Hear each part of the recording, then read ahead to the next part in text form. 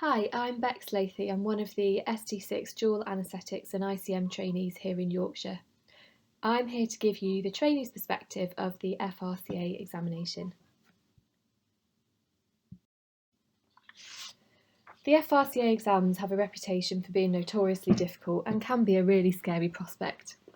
The main message to tell you today is that you can pass them. Hopefully, a few top tips along the way will help you. I'll cover a brief summary of the content and format of the exams, but concentrate on where to start and how to plan your revision, followed by some top tips for success and finally what to do on the day. The primary FRCA is in two parts. The written paper is an MCQ.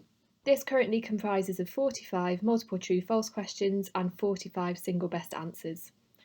The content is in three broad categories: pharmacology, physiology including biochemistry and anatomy, and physics, which includes clinical measurement, statistics and data interpretation.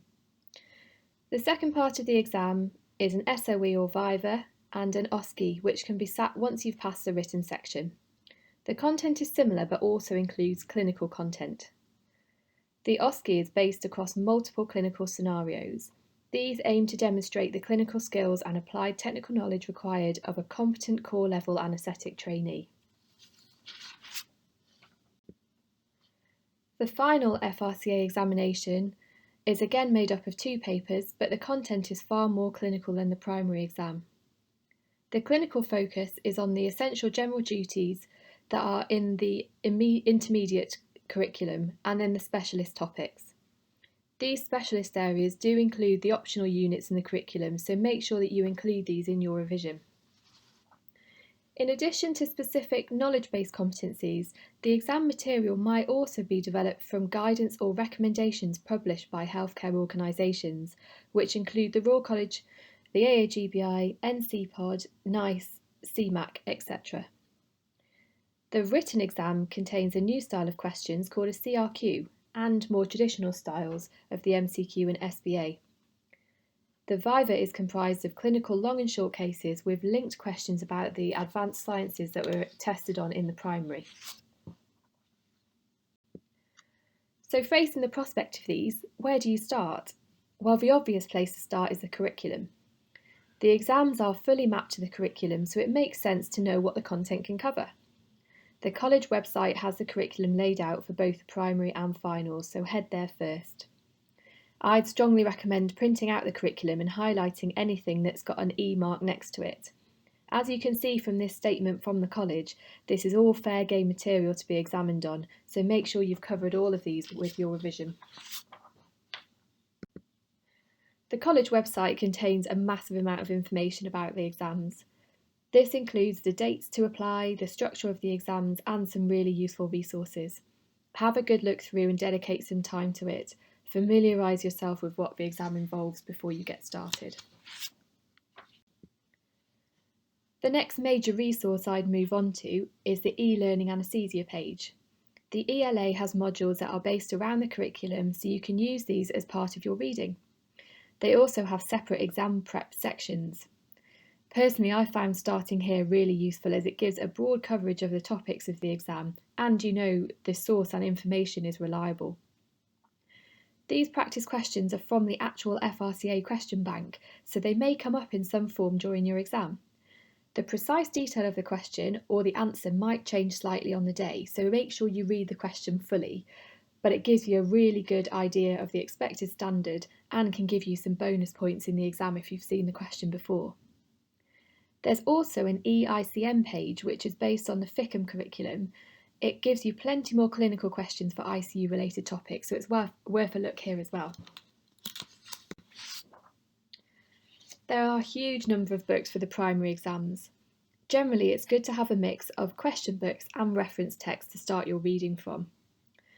Your books should include one on physics, equipment, physiology and pharmacology. Ask your seniors which they used and consider buying some of them second-hand if you can. There are also some global overall exam specific texts like Doctor Podcast and FRCA in a Box, which you might find useful too.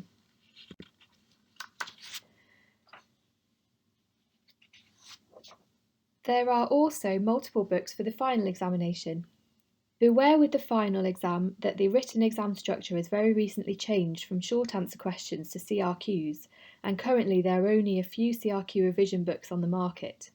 You can still use old SAQ books as they give you a good idea of the content and topics, it's just the structure of the question that is different.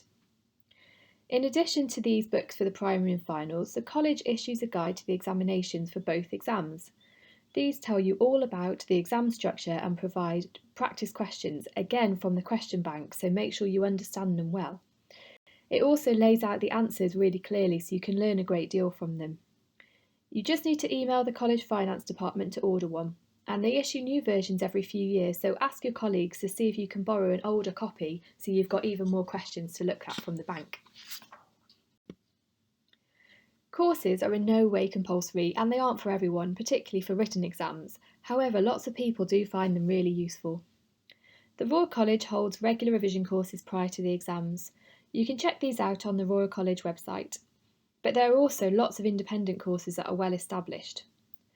The Mersey and Coventry courses are two of the most recognised exam prep courses, and you can find information about those on their websites. Leeds does have its own course of final, written and viva exams called the Leeds Crammer, which again you can find online. More locally, there are lots of courses which should be advertised via the deanery and your college tutors. These are usually free and are extremely useful. Let your college tutors know that you're preparing for an exam so that you're kept in the loop about any events. Now on to my top tips.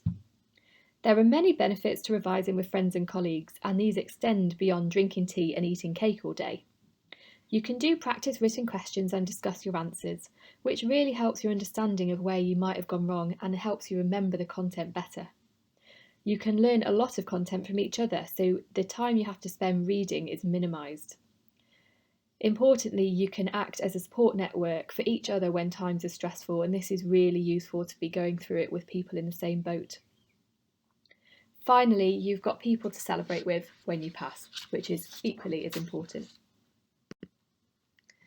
Revising for these exams is a massive undertaking, and you'll dedicate weeks and months of your life to each one. This will be at the expense of social events, holidays and free time.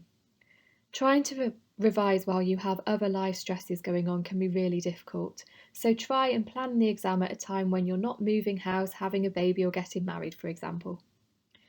It's also important not to try and juggle too much at the same time, as you're at risk of fatigue and burnout. A lot of excellent trainees who fail the exam do so purely because they just had too much on their plates. One of the best advice I was given was pass it first time. The first chance is your best chance, so give it your full attention and then you won't have to dedicate any more of your life and money to it. You can actually get quite a lot of revision done at work. The more clinical cases you've seen, the better, and don't rush to sit the exam before you've had enough experience in the main specialty areas.